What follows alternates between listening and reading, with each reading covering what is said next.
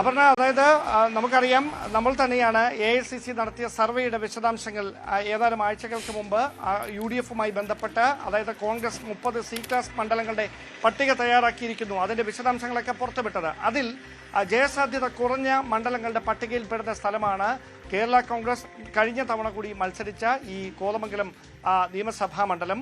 ആ നിയമസഭാ മണ്ഡലം ഏറ്റെടുത്തുകൊണ്ട് അവിടെ കൂടി യുവമുഖമായ ജിൻഡോ ജോണിനെ കളത്തിലിറക്കി ഏത് വിധേനയും മണ്ഡലം തിരിച്ചുപിടിക്കുക എന്നൊരു ലക്ഷ്യമാണ് മുമ്പോട്ട് വെച്ചിരിക്കുന്നത്. അതിലൂടെ ലക്ഷ്യം വെക്കുന്നത് ഈ ജയസാധ്യത കുറഞ്ഞ മണ്ഡലങ്ങളിൽ കൃത്യമായി ഒരു യുവമുഖത്തെ അവതരിപ്പിച്ചുകൊണ്ട് ഏത് തരത്തിലും ആ മണ്ഡലം തിരിച്ചുപിടിക്കുന്നതിനുള്ള ഒരു പൊളിറ്റിക്കൽ സ്ട്രാറ്റജി ക്രിയേറ്റ് ചെയ്യുക എന്നുള്ളതാണ്. നമ്മളവിടെ നോക്കിക്കാണേണ്ട കാര്യം, 2016 മുതൽ ആന്റണി ജോൺ അവിടുത്തെ MLA ആണ്. അദ്ദേഹത്തിന്റെ ഭൂരിപക്ഷം 2016 നിന്ന് 2021 എത്തുമ്പോൾ ഏതാണ്ട് 6605 കുറഞ്ഞിരുന്നു. ഞാൻ മനസ്സിലാക്കുന്നത് ശരിയാണെങ്കിൽ 64,234 വോട്ടുകളാണ് ആന്റണി ജോണിന് 2021 നിയമസഭാ തെരഞ്ഞെടുപ്പിൽ ലഭിച്ചത്. ഏതാണ്ട് 57,639 വോട്ടുകൾ ഷിബു തെക്കുംപുറത്തിനും ലഭിച്ച ഏതാണ്ട് 46% വോട്ടിനാണ് ആന്റണി ജോൺ 2021 അവിടുന്ന് തെരഞ്ഞെടുക്കപ്പെടുന്നത്. പക്ഷേ ഇവിടെ പ്രായോഗികമായി നേരിടാൻ പോകുന്ന ഒരു പ്രശ്നം, ഡാനി നേരത്തെ സൂചിപ്പിച്ച പോലെ, അവിടെ ഒരു റിലീജിയസ് ഇക്വേഷൻസ്, അതായത് സാമുദായിക സമവാക്യങ്ങൾ ഉറപ്പുവരുത്തേണ്ടത് UDF-ന് മുമ്പിൽ ഒരു വെല്ലുവിളിയായി മാറും. അവിടെ കോതമംഗലം രൂപതയ്ക്ക് കീഴിൽ വരുന്ന 3 പ്രധാനപ്പെട്ട നിയമസഭാ മണ്ഡലങ്ങൾ, അതിലൊന്ന് കോതമംഗലം, മറ്റൊന്ന് മൂവാറ്റുപുഴ, മറ്റൊന്ന് തൊടുപുഴ.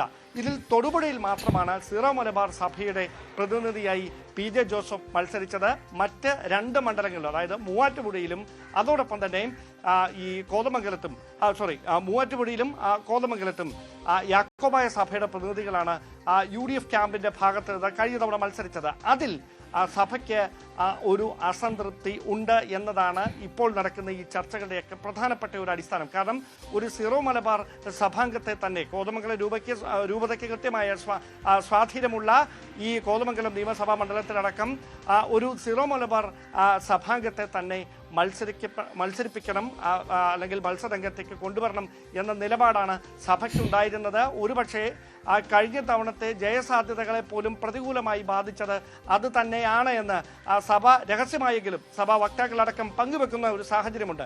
അവിടെയാണ് കൃത്യമായ ഒരു നീക്കം, അതായത് ഈ മണ്ഡലം ഷിബു തെക്കുംപുറത്തിന് കഴിഞ്ഞ തവണ നേരിയ ഏതാണ്ട് 6605 വോട്ടുകൾ എന്ന് പറയുമ്പോൾ ഇഞ്ചോടിഞ്ച് മത്സരം തന്നെയാണ് അവിടെ നടന്നത്.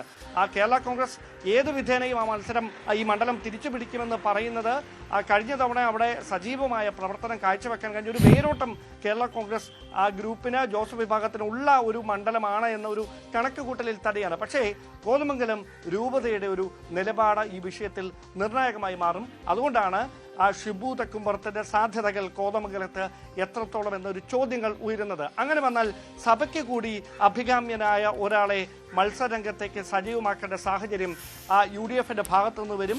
അവിടെയാണ് ഈ സീറ്റ് വെച്ച് മാറി പെരുമ്പാവൂർ ഏറ്റെടുത്തുകൊണ്ട് പകരം കോതമംഗലത്ത് സീറോ മലബാർ സഭയ്ക്ക് കൂടി കൃത്യമായി ഒരു ഉള്ള സ്ഥാനാർത്ഥിയുടെ പേര് അവിടെ ഉയർന്നു വരാൻ പോകുന്നത്. അത്തരത്തിലാണ് രാഷ്ട്രീയ സാഹചര്യങ്ങൾ അവിടെ കലങ്ങിമറിയുന്നത്. പക്ഷേ കേരള കോൺഗ്രസ് ഇപ്പോഴും സീറ്റ് വിട്ടുകൊടുക്കത്തില്ല എന്ന നിലപാടിൽ തന്നെയാണ്. ഷിബു തെക്കുംപുറവുമായി വ്യക്തിപരമായി ബന്ധമുള്ള ആളുകൾ അടക്കം പറയുന്നത് അദ്ദേഹം ഏത് വിധേനയും അവിടെ ഇത്തവണ ഈ മണ്ഡലം തിരിച്ചു പിടിക്കണമെന്നൊരു ലക്ഷ്യത്തോടെ തന്നെയാണ് കഴിഞ്ഞ ഇത്രയധികം നാളുകളായി 2021 ശേഷവും ഈ പരാജയപ്പെട്ടതിന്റെ പേരിൽ അദ്ദേഹം മാറി നിൽക്കുകയായിരുന്നില്ല. സജീവമായി അവിടുത്തെ രാഷ്ട്രീയ സാന്നിധ്യമായിരുന്നു, സജീവമായി സാമൂഹിക പ്രശ്നങ്ങളിൽ ഇടപെട്ട വ്യക്തിയാണ്. അങ്ങനെ ഒരാൾ ഈ അവസാന നിമിഷത്തിൽ ആ മണ്ഡലത്തിൽ നിന്ന് മാറിപ്പോകുന്നത് പ്രവർത്തകർക്കിടയിൽ ആത്മവിശ്വാസം ഇല്ലാതാക്കും. അങ്ങനെയൊരു നീക്കത്തിന് തങ്ങൾ തയ്യാറാകില്ല, മുതിരില്ല എന്ന കാര്യമാണ് അവർ മുമ്പോട്ട് വെക്കുന്നത്. പക്ഷേ ഇപ്പോഴുള്ള പ്രത്യേക രാഷ്ട്രീയ സാഹചര്യത്തിൽ സീറോ മലബാർ സഭയെ ഒപ്പം നിർത്തേണ്ടത് കോൺഗ്രസിനെ സംബന്ധിച്ച്, UDF-നെ സംബന്ധിച്ചൊരു അനിവാര്യതയായി മാറിയിരിക്കുകയാണ്.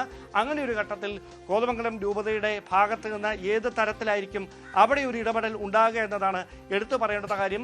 അതോടൊപ്പം ഏറ്റവും ശ്രദ്ധേയമായിട്ടുള്ള കാര്യം, കഴിഞ്ഞ തവണയും, അതായത് 2021 നിയമസഭാ തെരഞ്ഞെടുപ്പിൽ സമാനമായ തരത്തിൽ മൂവാറ്റുപുഴ സീറ്റുമായി കോൺഗ്രസിന്റെ മാത്യു കുഴൽനാടൻ ആണ് നിലവിൽ മൂവാറ്റുപുഴ MLA. ആ സീറ്റ് വെച്ചു മാറുന്ന ഒരു ചർച്ച, അതായത് കോതമംഗലവും മൂവാറ്റുപുഴയും തമ്മിൽ വെച്ചു മാറുന്ന ഒരു ചർച്ചകൾ കോൺഗ്രസ് ക്യാമ്പിൽ അന്ന് ഉണ്ടായിരുന്നതാണ്. പക്ഷേ അന്നത് പ്രായോഗികമായി നടപ്പിലാക്കാൻ കഴിഞ്ഞില്ല. പക്ഷേ ഇത്തവണ കുറച്ചുകൂടി നേരത്തെ, അതായത് ഈ രാഷ്ട്രീയ തന്ത്രങ്ങൾ മെനയുന്നതിന്റെ ഭാഗമായി കുറച്ചുകൂടി കടുത്തുരുത്തി സീറ്റുമായി ബന്ധപ്പെട്ട ജോസ് കെ മാണിക്ക് ചുവപ്പ് പരവതാനി വിരിക്കുന്നതിന്റെ ഭാഗമായി കടുത്തുരുത്തി സീറ്റുമായി ബന്ധപ്പെട്ട് സണ്ണി ജോസഫ് തന്നെ പി ജെ ജോസഫിനെ കണ്ട് സംസാരിച്ചു എന്ന തരത്തിലുള്ള വാർത്ത കൊടുക്കാൻ സമയത്ത് വന്നാണ് ജോസ് കെ മാണി ഇത് തള്ളുന്നുണ്ടെങ്കിൽ പോലും സ്വാഭാവികമായിട്ടും ഈ വിഷയത്തിനകത്തും കോതമംഗലത്തിനകത്തും ജോസഫുമായിട്ട് നേരിട്ട് ഇത് സംസാരിക്കുക, ഷിബു തെക്കുംപുറത്തിന്റെ വിയോജിപ്പിനെ ആ തരത്തിൽ മറികടക്കാനുള്ള ഒരു ശ്രമം, അങ്ങനെ ഒരു ശ്രമം കോൺഗ്രസിന്റെ ഭാഗത്തുനിന്ന് ഉണ്ടാവുന്നുണ്ടോ?